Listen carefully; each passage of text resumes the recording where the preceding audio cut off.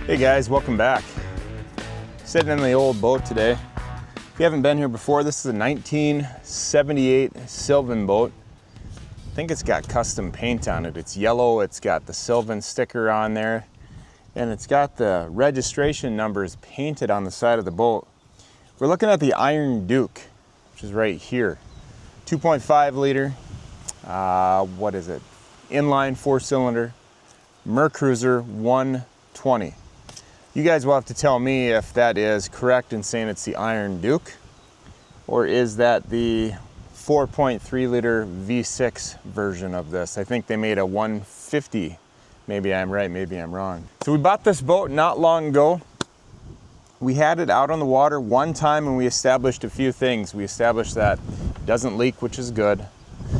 It also runs wonderfully. In the last video, I changed the oil on it. When we first bought the boat, we bought it after sitting for about 8 or 9 years. Hadn't been running, and when I tried to start it up, it didn't start. Cleaned the points on it, and started up, and it ran great. I had old fuel in it. Ain't got no gas in it. And I kind of cowboyed up, probably not in a good way, and I just put a whole bunch of new fuel in it. Ran really good. Carb's doing great. I haven't touched the fuel filter. I probably need to change that next. But when we were out on the water, I wasn't charging. It was about 12.1. So every time I would turn on the blower, in these inboard outboard models, sorry about the wind by the way, you've got a blower in the back. It's down here in the left-hand corner as I'm looking at it. And that sucks the fumes out of the doghouses, which is what you guys are sitting on right now. It's the engine cover, basically. So it prevents fires from happening, combustion of gases that have escaped, that type of stuff. When I would turn the blower on, it dropped to like 10 volts. Checked it out while we were on the water, I checked it. It was 12.1. So today we're gonna replace the alternator, and hopefully that is going to resolve our issue. Like I said, I just hooked up the multimeter to it. Where is the alternator? Here we go. Alternator, if you guys are looking for an alternator for your Mercruiser 120, and it fits other models as well, this is it. Now this is a marinized alternator, and you have to have, you don't have to, but you should have one that's specifically made for your application, which in this case, it's a 78 Sylvan boat with the 2.5 inline 4-cylinder. And this doesn't spark, so therefore you're not going to combust any escaped fumes and start a fire in your boat. I will put the link for this in the description. Maybe a picture right here about now. Boom. Just a couple bolts to get this off. So we got a white control wire, I would assume if it's white. It actually turns into black right here. Can you see that? Maybe you can. How about that? And then you've got your orange, but I assume this used to be red right here, and that turns into red. So we're gonna go positive, negative for our new alternator. Show you the new one. Positive, negative, and I put these little connectors on here. This is so you can do the quick connect, quick disconnect. This alternator came with these connections already on it, so I just grabbed the sleeves from O'Reilly, and voila. Tension on the belt, it's not too tight. So I just want to notice that because it doesn't have to be where there's just zero give on it. This is an old belt, and it rotates underneath the pulley here down below. Let me show you. So to replace this belt, I would have to disconnect the engine mount right here. And I don't want to do that right now. So we are just going to pull the alternator, and then we're going to put the new one on. We're going to see how long this belt lasts. I suppose then I could use something to just hold it up by the oil pan down here, but we're not doing that today. We don't have the belt, so let's just get this off. You're going to have a crimped connector right here, so we're going to have to either go in front or behind. So I'm actually just going to clip closer to, I'm going to go behind because I don't want to have to deal with the crimped connector from the past. So keep in mind we got our They're both kind of black, but you might be able to see there's just a little bit of red showing up on that one, and this has got the white. Smaller one's the ground, bigger one is the positive. That's what we're going with. It's a 9/16 down below.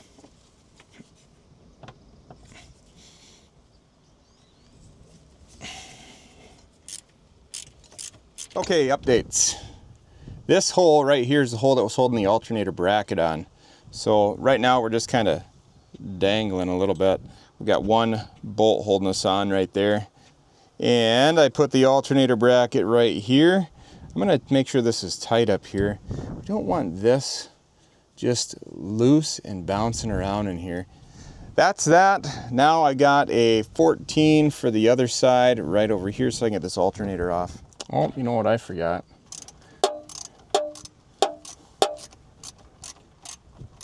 I forgot the battery cable on it, so let's get this off. We'll rest it on top of the fuel tank. And should probably disconnect the battery. Goofy guy. Didn't even think about doing that. All right, old, new. This has got a big pulley on it. It's got a little pulley on it. That should be fine, unless it over revs. Thinking about taking them off and switching them around. Look at this. You see how the fins are all, well, that one's a little different. That one's a little different. Is it for balance reasons, I suppose? You tell me, but look at this one, look at the difference. Just huge fins right here, and then it goes down to the little ones. So I'm gonna throw it on as is. We're gonna monitor it, see what happens. And I would really like to see the pulleys be the same. Maybe I should zip them off and switch them around.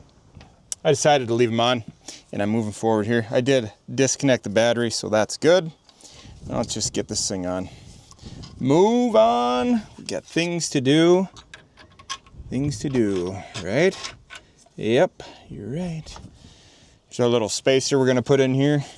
Now for our spacer up here, we've got this bolt right here. I'm not sure if this is factory or not, but it's too long. It's starting to bind up. I don't want to force it in, so I'm gonna grab a couple washers. That way it can go right through our bracket and hold it steady.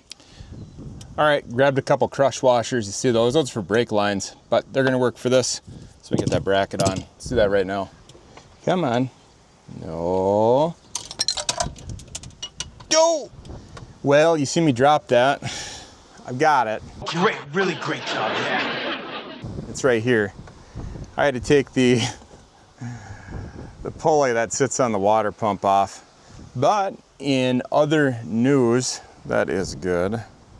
Water pump feels nice and solid, which we established that already. I mean, it's in really good shape. Great.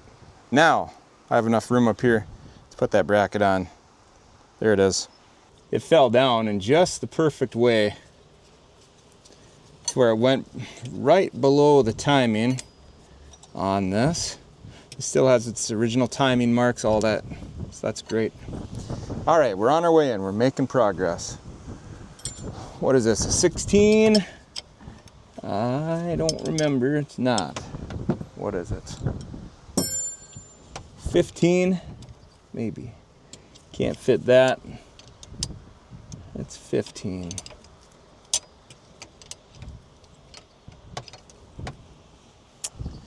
All right. Yeah, those crush washers, they're gonna help. They're gonna be good. We'll go ahead and put our water pump pulley back on. I just can't believe that you gotta take this off. Let's put a new belt on. That's a bummer. I'd like to put a new belt on. You know, we are not going to today.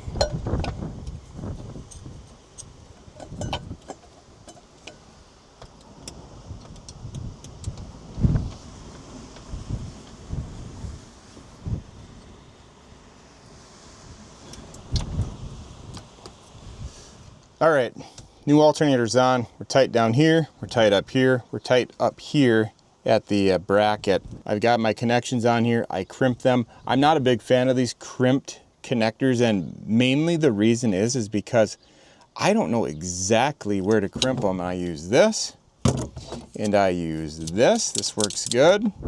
So they're tight on there. If I pull on them, they're not coming off. And I feel confident in that, but I just don't know if I like them too much. So we've got our positive right here. So we're going red to red. And we're going negative to negative. Got the water pump pulley put back on as well. Tension, it's about the same as it was before. This pulley's looking fine, fits the belt nicely, so that's good. Let's see if we hear any sparks. Nothing. Okay, all right, I'm back. Had to go to Aberdeen and get a couple things. A place in South Dakota, okay? Don't stalk me. And I am going to fire up the BOAT boat. We're gonna do it for the first time since I replaced the alternator. So I've got the muff on both sides. This one's got your lower unit pump. Don't trip on the hose, which I did. So that's gonna pump water into the raw water pump. And of course, engine bay is covered up right now. It was gonna rain possibly today. So I am hoping that this thing works without issue.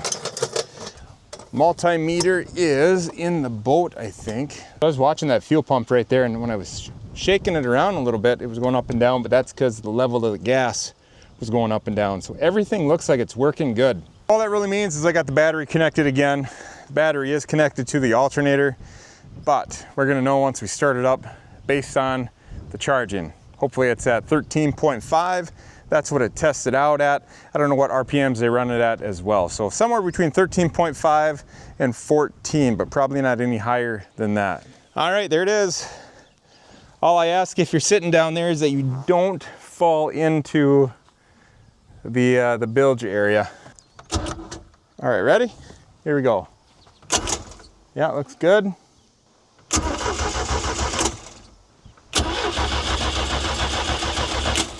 What am I missing?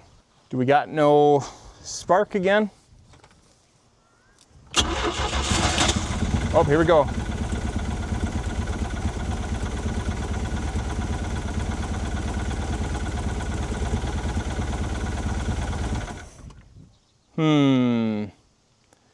Well, that didn't look good. Nothing.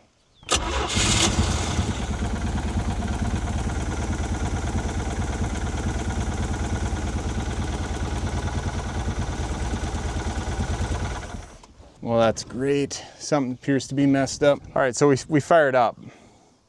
What's wrong? Are one of these wrong? Are they not making connection? The grounds are connected. I think this is the problem.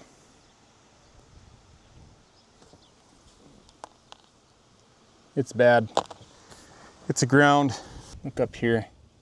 This is a ground cable and it's shot. And that should be coming right here. There. And it's not. Oh boy. So I'm gonna dig into these electrical issues here and I'll be back. At least it's a beautiful day. It's a little windy, a little bit chilly. This is where you don't want to get discouraged and just stop and designate the boat to be a junk machine where it sits in the barn or granary until someday someone says, hey, you want to get rid of that? Or until someday you just ask somebody to please take it off your hands. So we are going to fix the ground and then I will come back. There's 2 wires in there actually, and it's going to be a doozy. Let me show you this. Way down, here's the first ground that's broken, coming down here and it just frays off. The next one is in there. There's 2 cables. I can't even really see them down here. There they are. I think you might be able to see them. I need to reach my hands back in here and they need to swing out. One goes there and the other one goes, oh boy, somewhere. Where? I don't know. I'll figure it out one way or the other. So we'll talk to you in a little bit. Think good thoughts. All right, progress report coming up. Keep in mind, I am no expert. Just please take this as good encouragement. You guys can do this. All right, so we're just at an idle right now. Everything's fine. I am not sold on the Amazon alternator. I'm gonna try to tighten it up just a little bit as well, but it's okay. So this tested out at 13.5 volts. Right now at idle, we're at 13.49, so we are officially charging. So that is a good sign. Whew. Look at this.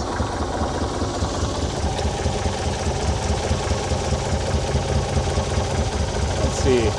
Right there, I've got the new ground running up, but there is an issue still with those two back there. That is our trim up and up out. So our trim up and out is not working. We're gonna save that issue for tomorrow, but for now, like I said, we're charging, and I'm gonna take that as a victory. Oh, I also found one other thing right here. This right here. I don't know what that goes to. I could trace it, but it was disconnected. It's connected now. So from our garage to yours, we got it charging. I'm gonna let you guys get on with your day or night. Be encouraged, and I hope you have a wonderful day. One step at a time. Bye-bye.